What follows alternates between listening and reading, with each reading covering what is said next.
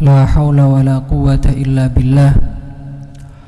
Rabbi shrah li sadri wa yassir li amri wahlul 'uqdatan min lisani yafqahu qawli. Nawaitu ta'allum wa ta'lim wa tadhakkur wa tadhkir wal ifadata wal istifada wal hathala tamassuki bi kitabillahi ta'ala wa sunnati rasulih wad du'a ila al huda wad dalalatil khair wa ibtiga wajila wa thabi qurbi subhanahu wa ta'ala. Ma ba'd.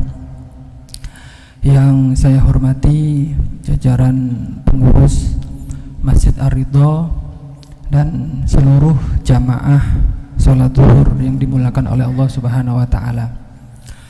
Alhamdulillah pada siang hari ini kita mencoba mengkaji makna tarjim, tafhim dan tafsir Al-Quran.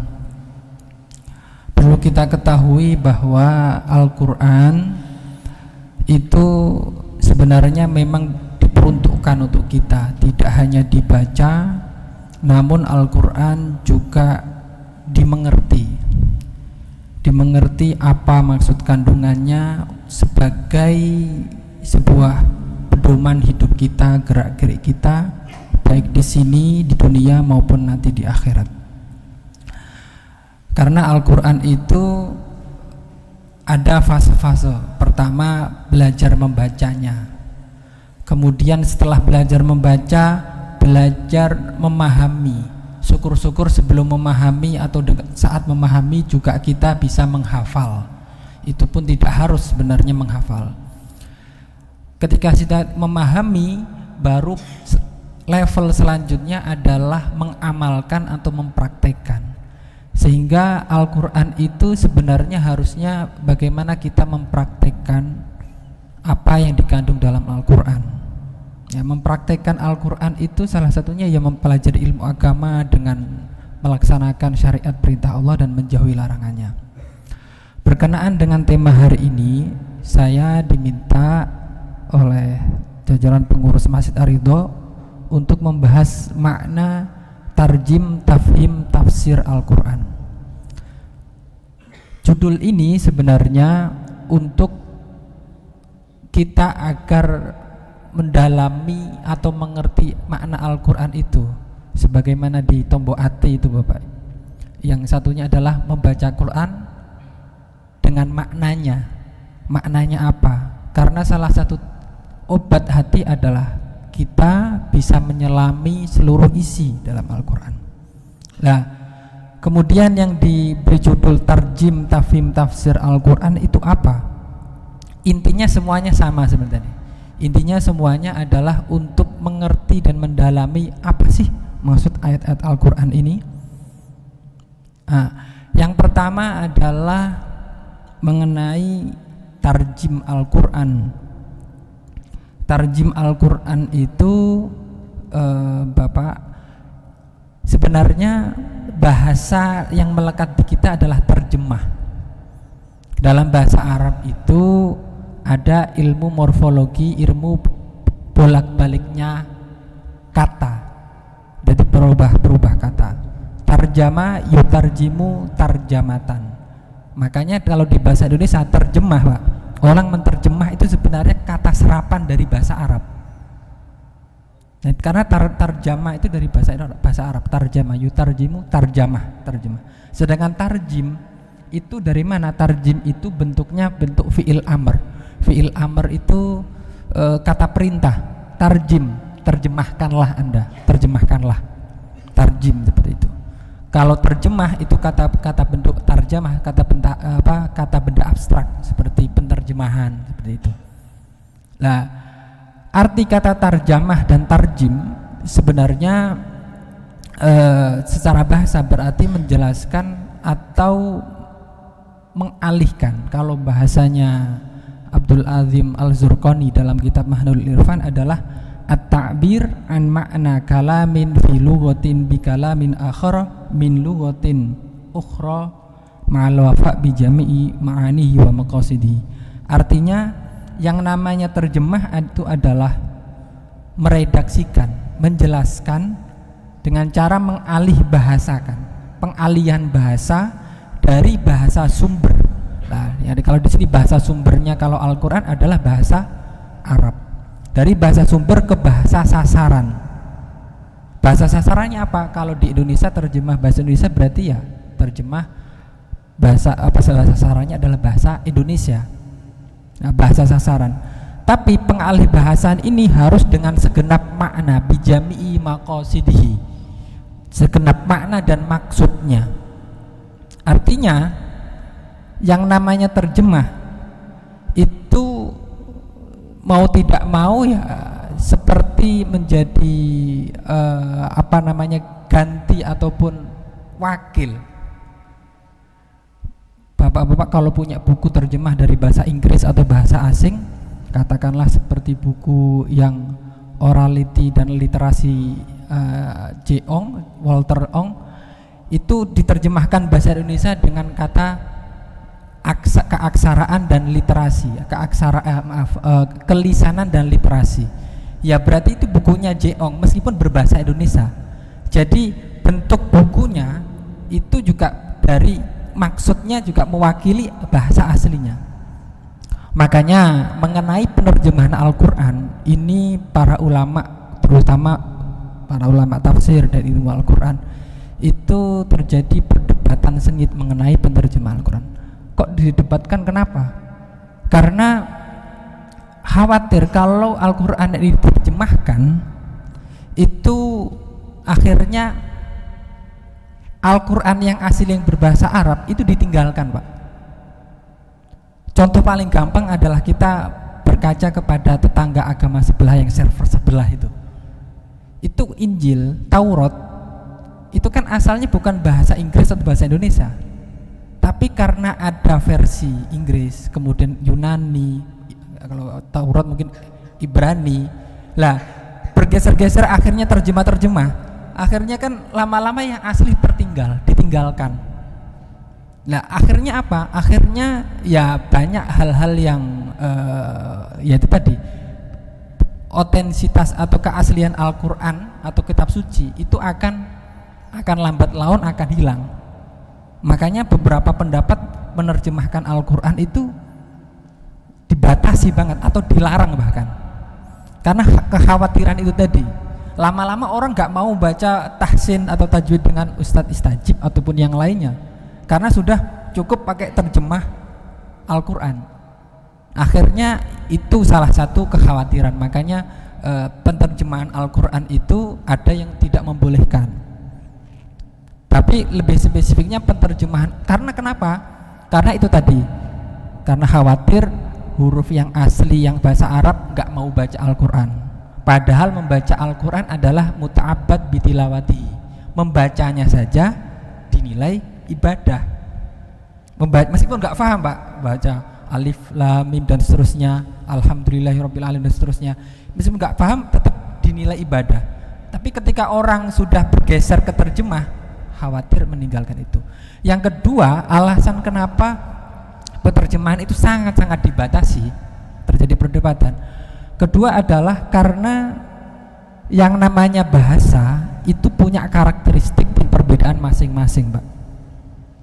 Karena apalagi bahasa Indonesia, bahasa Arab itu sangat kaya. Contoh yang paling adalah di surat Al-Isra ayat 29. Ini juga disebutkan oleh Az-Zurqani dalam kitab Manahilul Ilfan Ulumul Quran. Di situ disebutkan wala taj'al yadaka maghlulatan ila unuqika wala tabsutha kullal basti fataquda maluman mahsura. Ketika arti ini Anda membaca di buku di Al-Qur'an terjemahan, itu tentu perlu ada penjelasan lebih. Karena kalau diterjemahkan wala taj'al, dan jangan engkau jadikan yadaka, yad itu tanganmu, maghlulatan, terbelenggu atau terikat, ila unukika, ila ke unukika, lehermu, wala tabsudha, dan jangan engkau membentangkan dan mengulurkan tanganmu, kullal basti, secara full, secara berlebihan, dibentangkan sefull-fullnya, semaksimal mungkin, fatak uda, maka engkau nanti akan duduk maluman bercela, mahsuron juga menyesal. Ini kira-kira kalau orang yang masih membaca, mohon maaf, terjemahan tidak diberangi dengan tafsir, nanti khawatir Al-Quran ini nyuruh skot jam atau gimana Pak? Tangan disuruh di leher, kemudian dibentangkan, ini suruh olahraga atau gimana? Lah, makanya dalam kitab-kitab ulumul Quran itu disebutkan tarjamah ini ada dipetakan atau dibedakan lagi, ada tarjamah harfiah, ada tarjamah tafsiriyah atau ma'nawiyah. Tarjamah harfiah atau lafziyah secara literal, secara letterlek, tarjamah per huruf. Lah ini yang apa namanya kadang kurang bisa mewakili makna secara utuh. Akhirnya bagaimanapun sebaik-baik terjemah seseorang itu pasti ada sisi kekurangannya. Ya contohnya tadi diterjemahkan per huruf surat Al-Isra, akhirnya padahal maksud di situ adalah kandungannya adalah kita jangan terlalu kikir ataupun terlalu boros. Jangan, kalau orang Arab itu kan budayanya sana kikir itu ya gini, saking kalau orang di sini ya saking pelitnya itu genggam air gak netes Pak. Ya itulah gampangannya. Kalau itu kan ini artinya suruh tangan di leher itu terlalu pelit. Terus yang satunya wala tabsudha, jangan terlalu membentangkan. Artinya apa? Artinya di situ maksudnya, kandungannya maksud ayat ini adalah jangan terlalu boros, jangan terlalu kantong bolong dikit-dikit langsung memberi. Artinya harus ada batas yang sedang-sedang saja seperti itu. Sehingga ketika Anda terlalu pelit itu maluman. Orang pelit itu dibully atau dijauhi enggak Pak? Betul, dijauhi. Maluman itu pasti tercela. Oh enggak, janganlah, itu susah itu ngasihnya, enggak bakal kasih gitu. Maluman. Sedangkan orang yang boros, terlalu tabsudhakulal basti, terlalu memberi, terlalu full, terlalu maksimal, tangannya dibentangkan itu tadi, itu mahsuro, pasti menyesal. Anda habis gajian terus tiba-tiba langsung boros itu, pasti ada sekian persen menyesal itu Pak. Makanya harus ada di tengah-tengah ayat ini, pesannya seperti itu. Makanya kalau di terjemah baik itu Kemenak maupun beberapa penerjemahan itu ada dalam kurung. Dalam kurung ini artinya ya tarjamah tafsiriyah, menafsirkan, menjelaskan.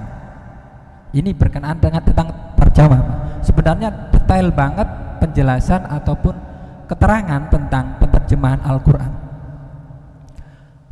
Lalu bagaimana sebenarnya hukum menerjemahkan Al-Quran?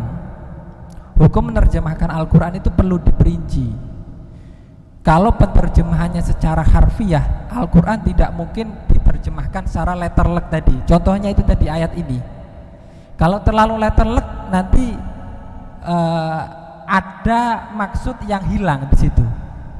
Ada maksud yang hilang seperti dikira jangan boros dan jangan pelit, malah dikira olahraga. Kan salah paham akhirnya. Yang awalnya niatnya untuk memahamkan orang, terjemah itu malah salah paham. Makanya banyak sekali penerjemahan baik buku, Al-Quran dan sebagainya itu kadang kurang bisa difahami pertama, atau kadang menyesatkan dalam artian karena maksudnya tidak bisa memahamkan ataupun yang penerjemahnya itu kurang paham dengan ayat ini. Apalagi terjemah harfiah. Bapak pernah lihat Al-Mushaf Al-Quran yang terjemahnya per huruf? Dulu ada tahun 2007 itu mulai booming. Apa terjemah per kata atau apa? Itu di satu sisi ada beberapa ayat-ayat yang nanti kalau diterjemahkan per huruf itu susah untuk memahami.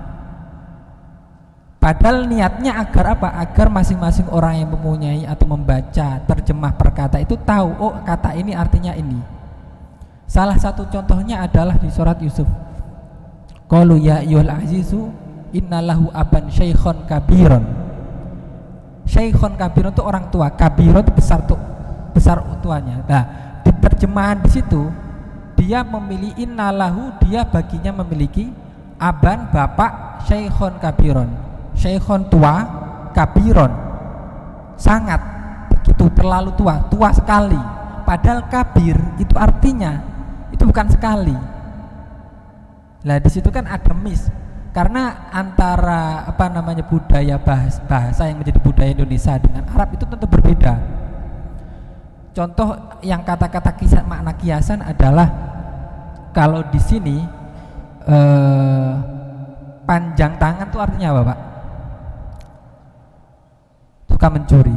Kalau di bahasa Arab letter lek tawilul liat, orang yang panjang tulul liat tangan ya, tul itu panjang, itu artinya bukan mencuri, artinya apa? Suka memberi.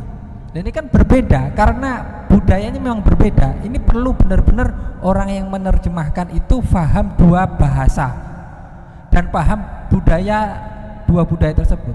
Akhirnya apa? Ketika dia coba mengalih bahasakan bahasa asli ke bahasa sasaran, itu tepat masuknya sesuai bahasa asli, bahasa sumber.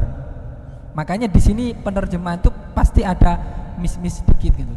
Ya, yang salah satunya terjemah kita yang Kemenak itu, Kementerian Agama, itu pun mulai proses beberapa kali penyempurnaan, perbaikan. Karena tentu pasti ada kekurangan saja. Jadi perdebatan mengenai penerjemahan Al-Qur'an itu ada bagusnya untuk membatasi itu tadi, jangan sampai ada salah paham gitu. Karena terlalu sederhana. Tapi menjadi salah satu alternatif penerjemahan Al-Qur'an itu, Al-Qur'an terjemah itu adalah alternatif untuk bagi kita yang baru belajar, artinya pemula untuk pertama. Tapi jangan berhenti terjemah saja. Makanya ada istilahnya tarjim. Nah, dari perdebatan pro kontra mengenai penerjemahan Al-Qur'an, beberapa pakar Al-Qur'an, tafsir Al-Qur'an itu bukan tidak mengatakan ini Al-Qur'an versi Indonesia, Al-Qur'an versi Inggris dan sebagainya, tapi Al-Qur'an dan terjemahnya. Meskipun ini menjadi sebuah sesuatu yang masih debatable. Ada beberapa, salah satunya Prof. Quraisyhab punya menerjemahkan Al-Qur'an, itu judul bukunya bukan Al-Qur'an dan terjemahnya seperti Kemenak, tapi Al-Qur'an dan maknanya. Artinya apa? Terjemahan itu yang kita temui sebenarnya itu adalah penafsiran, tapi artinya menerjemahkan tafsirnya, bukan Al-Qur'annya. Bisa dipahami. Jadi kata-kata terjemah baik Inggris, Indonesia dan sebagainya itu bukan mewakili Quran. Nilainya bukan Al-Qur'an, itu sudah bahasa lain gitu loh. Sehingga kesakralan Al-Qur'an itu tetap terjaga. Makanya beliau menulis terjemah Al-Qur'an dimaknai dengan diberi judul Al-Qur'an dan maknanya, agar tidak terkesan kalau terjemah itu sudah mewakili, Pak. Anda mungkin lulusan luar negeri, kemudian mau melanjutkan kuliah lagi di sini, pastikan ijazahnya akan diterjemahkan, iya kan? Dan terjemah itu kan mewakili yang aslinya. Nah, seperti itu. Jadi terjemah itu mewakili, nggak bisa. Makanya ada yang ngotot tetap nggak boleh. Tapi yang membolehkan itu dibilang ya boleh, tapi asal jangan semua diartikan secara letterlek. Ada kata-kata Al-Qur'an atau kata-kata tertentu dalam Al-Qur'an, ayat Al-Qur'an yang perlu seperti tadi Al-Isra 29 tadi, perlu penjelasan atau catatan kaki. Makanya dulu penerjemahan Al-Qur'an seperti Mahmud Yunus, kemudian ada lagi Hasbi Asidiki kan punya terjemahan itu, meskipun disebut tafsir. Makanya di bawahnya ada footnote-footnote-nya.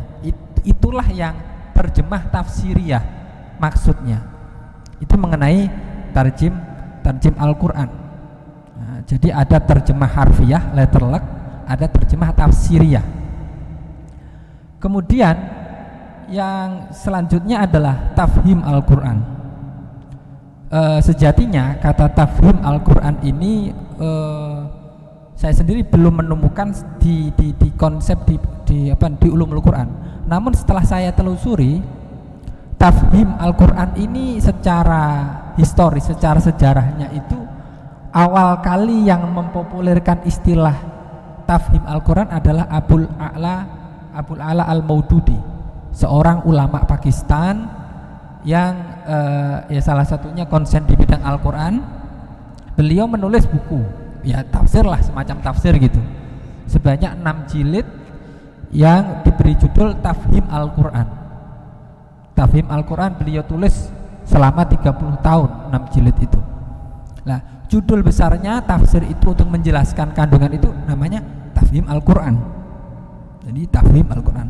Nah, kalau kita perhatikan lagi, tafhim itu apa maknanya? Tafhim itu berasal dari kata faham. Faham jadi faham. Kalau kita serapan kan, diserap ke bahasa Indonesia faham. Kalau kata dasar, setiap kata bahasa Arab itu ada kata dasar, ada sulasi mujarrad. Kata dasar itu dari fahima yafhamu, mesti 3 huruf. Kalau dalam mesti 3 huruf. Biasanya kalau bahasa Arab itu 3 huruf. Fahima yafhamu fahman artinya faham, mengerti. Fahima yafhamu fahman, fahimtu, fahimtum, fahimna, faham, mengerti. Di tasrifnya itu, di sorofnya fahima yafhamu fahman, faham. Itu kata dasar, paham, mengerti. Nah, terus tafhim dari mana? Tafhim ini dari mazid satu, ada imbuhan kata, ada imbuhan huruf. Tadi fahima yafhamu kan fa, ha, mim. Kalau tafhim ini ada imbuhan 1 huruf. Jadi ibaratnya kalau saya analogikan ke bahasa Indonesia itu paham, itu kata dasar, ada imbuhan me dan kan, memahamkan gitu. Nah, kan kalau di bahasa Indonesia kan ada imbuhan me kan gitu kan, paham, memahamkan.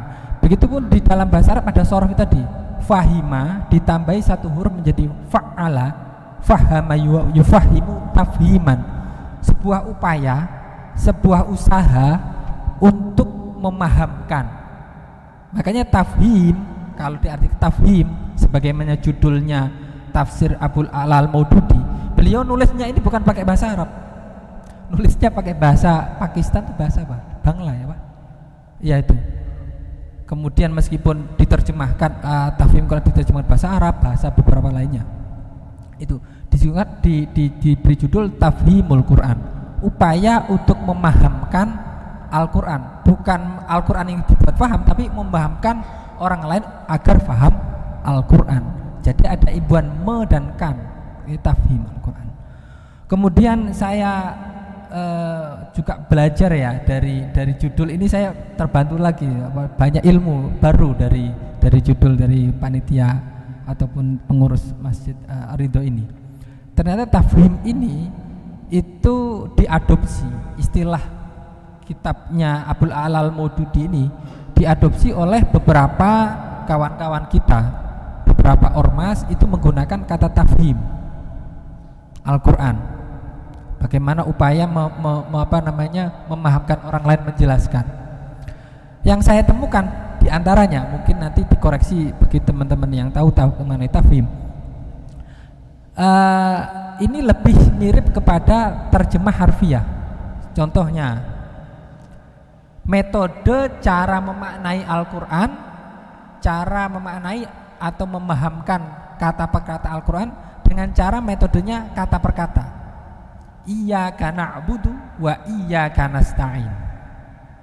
Nah, iyyaka na'budu wa iyyaka nasta'in itu lah, nasta'in artinya apa?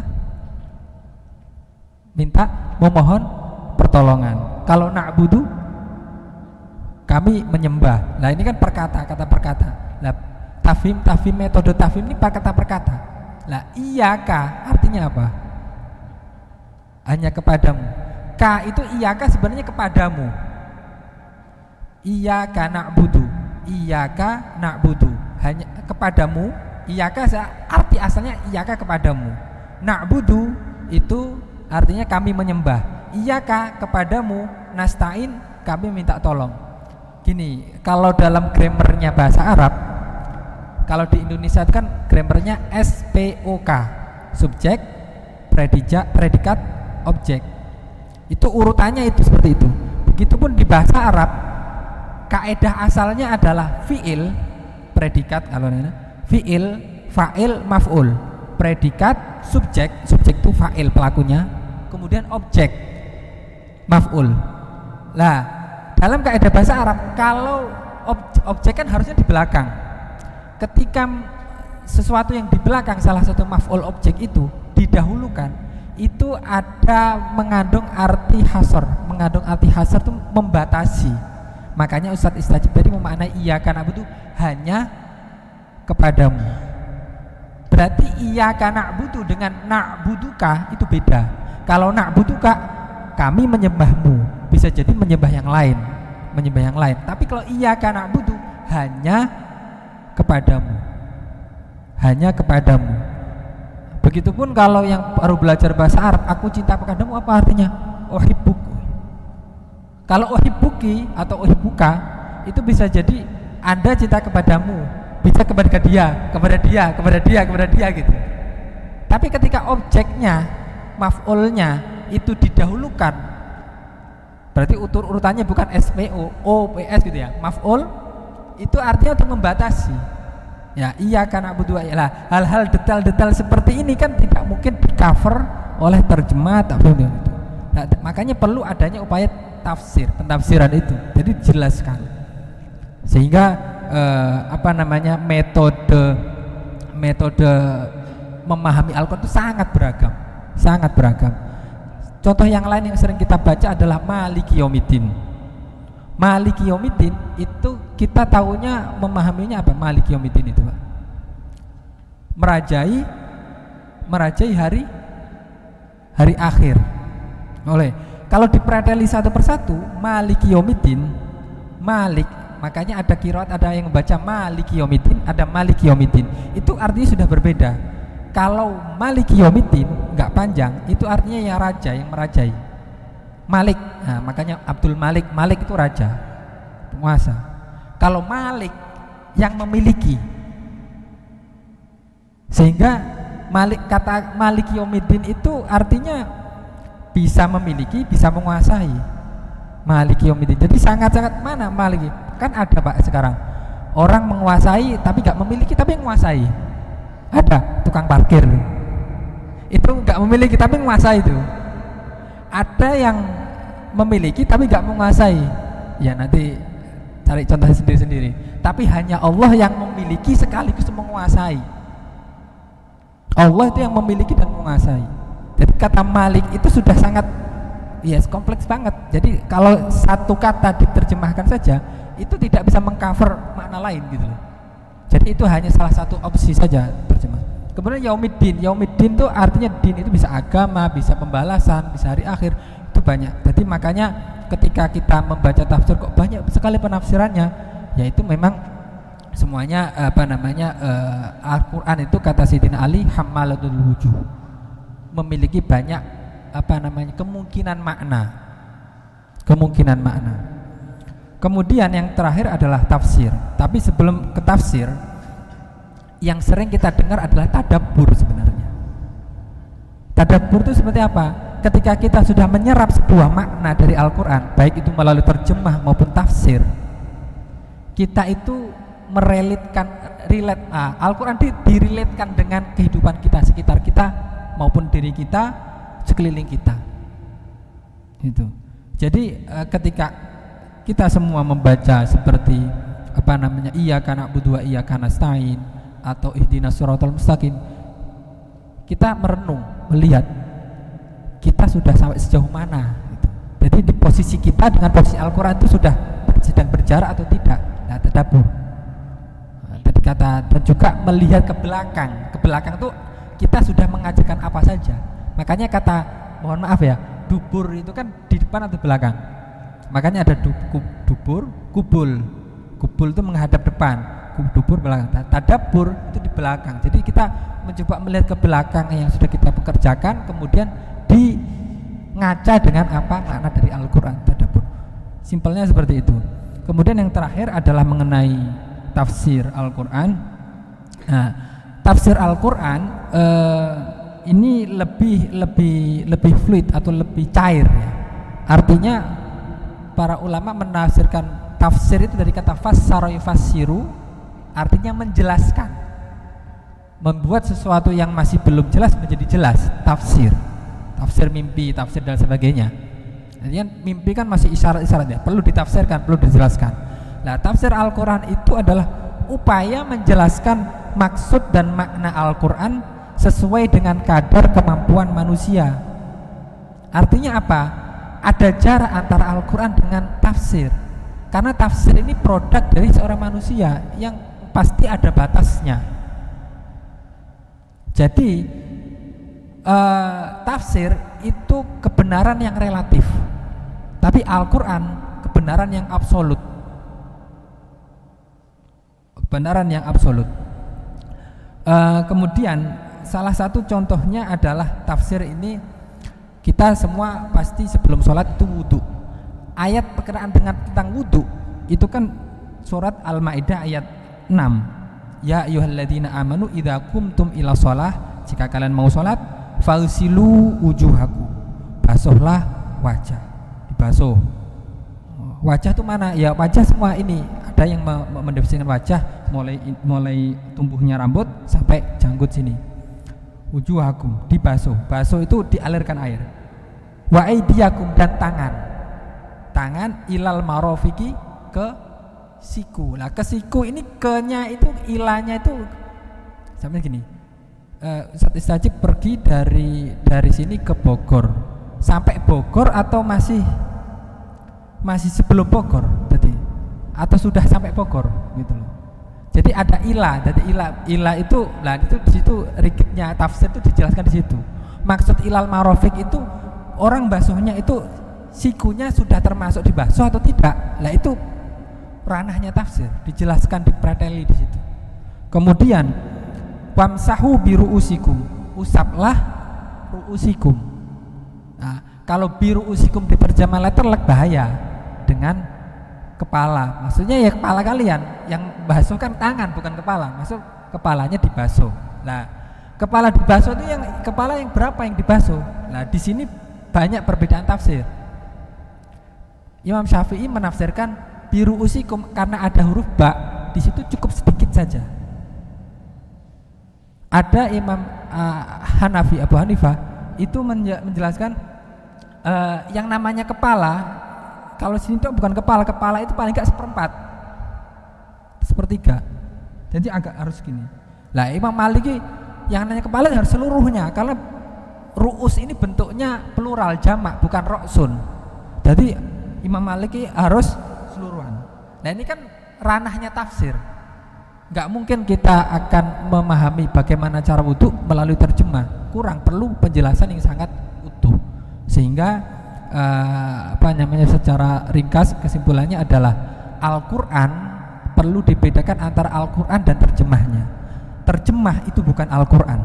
Sekali lagi, terjemah bukan Al-Quran. Meskipun selain Al-Quran, terjemah itu namanya ya itu, seperti buku terjemahan, buku si Walter Ong, yaitu dia, meskipun pakai bahasa Indonesia ya buku dia, meskipun gak ada ditulis terjemah buku Orlaliti, gak ada terjemahnya.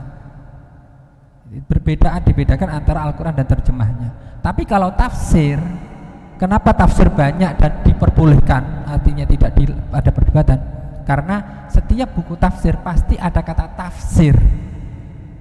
Ini tafsir kayak undang-undang, tafsir undang-undang kan pasti banyak multi tafsir dan seterusnya. Mungkin itu yang bisa kami share untuk Bapak Jamaah Masjid Ar-Ridho. Barangkali mudah-mudahan apa yang kita kaji pada siang hari ini ada manfaat untuk kita semua dan ada berkahnya. Al-Hadiniyah Al-Fatihah. A'udzubillahi minasyaitonirrajim. Bismillahirrahmanirrahim. Alhamdulillahirabbil alamin arrahmanir rahim maliki yaumiddin. Iyyaka na'budu wa iyyaka nasta'in ihdinas siratal mustaqim. Siratal ladzina an'amta 'alaihim ghairil maghdubi 'alaihim waladdallin. Amin. Tanya jawab atau cukup? Barangkali ada dari Bapak ada masukan atau pertanyaan mengenai, insya Allah sudah paham ya, sudah tafhim, insya Allah sudah tafhim benar-benar. Mudah-mudahan apa yang saya sampaikan benar-benar tafhim, bisa dipahami. Terima kasih sudah menyempatkan waktu. Kurang lebihnya mohon maaf. Assalamualaikum warahmatullahi wabarakatuh.